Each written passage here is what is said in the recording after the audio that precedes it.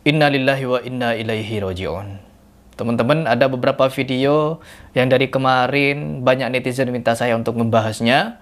Namun saya berusaha untuk menghindari karena saya tidak tahu apakah berita ini valid atau tidak. Apakah berita ini bisa dipertanggungjawabkan atau tidak. Tetapi setelah ada beberapa bukti, beberapa video yang menunjukkan kedekatan antara tokoh-tokoh NU dengan orang-orang Yahudi. Dan ini ternyata sudah berlangsung puluhan tahun, teman-teman. Bukan baru-baru ini, karena kemarin viral kelima pemuda NU itu ya, yang datang kepada Israel, datang ke sana untuk melakukan diskusi, dialog, atau apalah itu katanya. Karena mereka ini orang-orang filsuf, jadi harus mengedepankan diskusi atau apa begitu. Ya, setelah saya membaca-baca artikel berita dari kejadian itu, malah semakin miris, bukan semakin membenarkan tindakan mereka. Dan malah kita semakin dibukakan. Setelah banyaknya fitnah dari oknum-oknum kiai NU, kita lihat di balik Wahabi itu, ada Yahudi. Mereka dibiayai Yahudi, mereka dekat dengan Yahudi. Mereka itu sejatinya buatan Yahudi. Sampai ada fitnahan begitu loh. Tapi Allah bukakan. Allah langsung bukakan ke hadapan kita. Siapa yang mesra dengan Yahud, siapa juga yang dekat dengan Yahud, bahkan sering berangkul-rangkulan, bahkan ikut ibadah mereka. Kita simak fakta-faktanya agar kita tidak berbicara tong kosong di sini. Langsung ke video.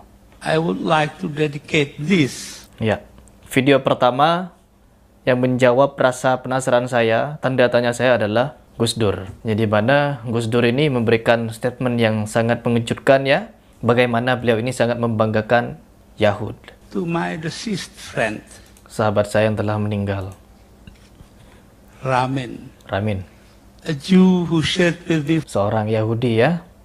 for 4 years, the Kabbalah, the Talmud and everything. I will work ceaselessly until Hingga Israel diakui oleh Republik Indonesia. Tokoh NU. Israel was acknowledged by the Republic of Indonesia. This is important Kenapa sangat penting? Kenapa? because if we are like to be an honest people, dedicated to openness, then we have to acknowledge Israel. Mengakui Israel. There is no other way. There is no other way. Tidak ada jalan lain. Harus mengakui Israel. Hapus Palestina. I know this will make the current fundamentalist in Indonesia very angry.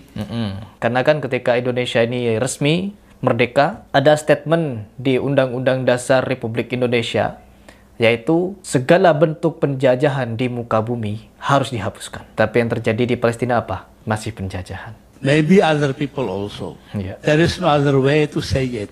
Ya. Because if we are not frank, we are not honest to ourselves. Waduh, kita tidak jujur pada diri sendiri katanya. This is very important. Wah, ini sangat penting ya.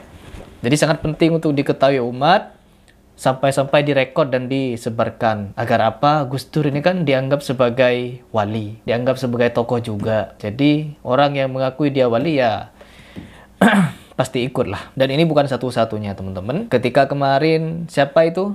Salah satu tokoh PBNU itu ya, dia mengaku hanya sebatas pribadi datang ke sana. Tetapi dalam fakta yang kita lihat, dia tidak pribadi, rombongan ya, rombongan. Bahkan diakui oleh Presiden Israel bahwa dia sebagai perwakilan NU.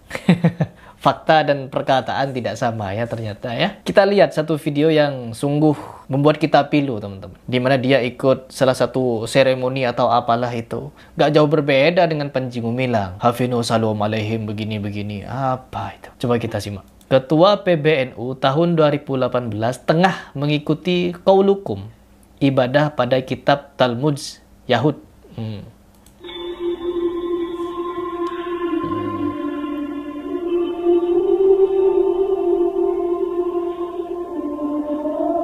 Ya, ini pernah saya posting kemarin, cuman saya belum menanggapi ya, karena saya belum tahu ini tentang apa videonya. Tapi setelah saya dapat informasi seperti ini,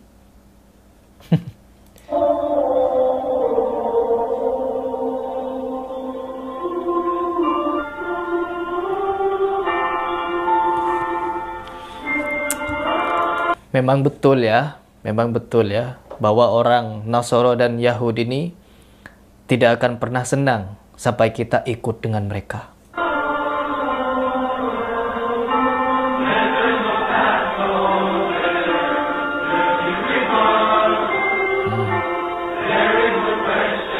Oh, ya ini. Pantas saja ya dia ketika bertemu dengan Presiden Israel bersalaman seolah-olah bertemu dengan saudara. Seolah-olah dia bertemu dengan orang yang dia cintai begitu. Astagfirullah. Ketika dunia sedang bersedih melihat penjajahan, melihat penindasan, melihat perang yang terjadi di sana, dia sebagai tokoh NU katanya masih menyempatkan diri datang-datang ke sana, berangkulan, duduk manis, makan bersama, tertawa lepas, foto bareng, disebar. Padahal kita bisa menyaksikan sendiri betapa beringasnya mereka terhadap orang-orang Palestina. Saya di sini bukan membicarakan NU, tapi orang-orang yang ada di dalam NU-nya. Lihat, apa yang kalian dapat dari video ini? Apa yang kalian tangkap? Haruskah kita diam? Ya, haruskah kita diam? Melihat fenomena seperti ini, apakah kita hanya akan menyaksikannya saja? Melihat dari kejauhan, lalu menganggap ini biasa saja? Sudah terlihat jelas fitnah yang disampaikan oleh oknum-oknum kiai dari NU untuk menjatuhkan dan menyerang Salafi, bahwa mereka itu katanya disokong oleh orang-orang Yahud. Tapi apa? Bisa kita lihat sendiri bahwa oknum-oknum dari kalian lah kebanyakan yang bermesraan dengan mereka. Nggak perlu dilanjutkan ya teman-teman. Hanya bikin sakit hati. Hanya bikin sakit hati.